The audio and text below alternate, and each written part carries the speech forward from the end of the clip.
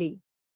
இந்திய கிரிக்கெட் அணி இதுவரையில் ஏறக்குறைய 35க்கும் அதிகமான கேப்டன்களுக்கு கீழ் ஒருநாள் போட்டி மற்றும் டெஸ்ட் போட்டிகளை இந்திய அளவிலும் உலக அளவில் விளையாடி உள்ளது.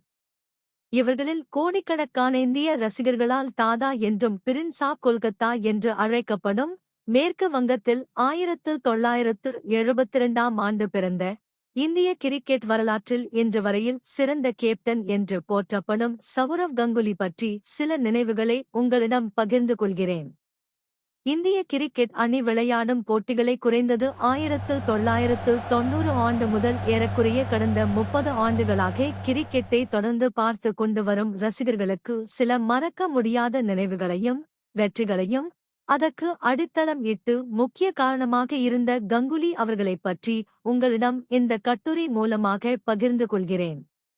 இந்தியாவில் 1990க்கு பிறகு